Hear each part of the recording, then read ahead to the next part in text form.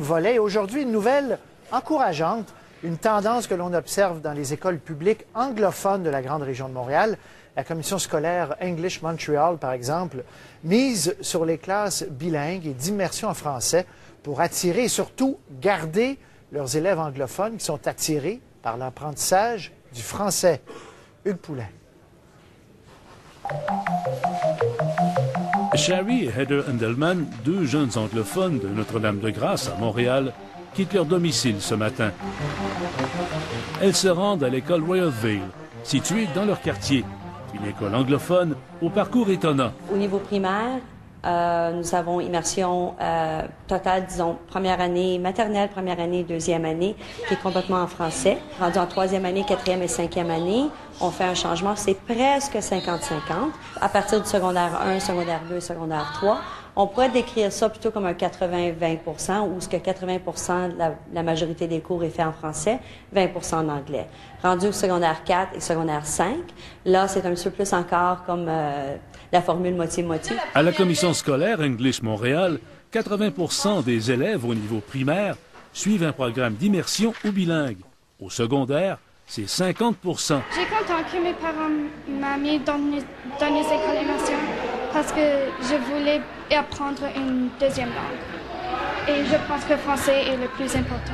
Le programme d'immersion en français est même devenu un outil de marketing.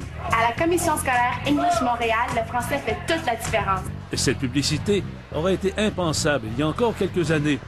La présidente de la commission scolaire English Montréal constate une grande évolution dans la communauté anglophone. Je pense que c'est un incontournable d'avoir les programmes d'immersion en français et que les jeunes apprennent l'anglais, le français. La province dans laquelle on est, mais je pense que plus que ça, les parents vont souvent vous dire, c'est que pour nos parents, c'est des parents trilingues et pour eux autres, les langues, c'est une richesse qu'on donne. Ça n'a rien à faire avec une politique, ça n'a rien à faire avec autre que donner une richesse. La mère de Sherry et Heather est convaincue d'avoir fait le bon choix pour ses filles. Je veux qu'ils aient le choix de rester au Québec ou s'ils veulent. Si elles ne parlent pas le français, c'est pas possible de rester à Québec parce que c'est pas possible de trouver un emploi. Les écoles publiques anglophones ont 22 000 élèves actuellement. Depuis 5 ans, elles en ont perdu près de 3 000 en raison de la loi 101, de la concurrence du privé et d'un exode démographique vers les banlieues. Mais c'est dans les écoles qui offrent des programmes d'immersion en français où la baisse est la plus limitée. Je suis content car je sais qu'au Québec, tu dois savoir le français pour travailler et je pense que je vais rester ici. Alors, je suis content que je suis bilingue car je peux travailler facilement avec les autres. Changement de mentalité ou conscience des réalités sociopolitiques, c'est donc désormais grâce à l'inclusion du français que les écoles publiques anglophones peuvent assurer leur survie au Québec. Hugues Poulain, Radio-Canada, Montréal. Certainement de quoi alimenter notre débat demain parce que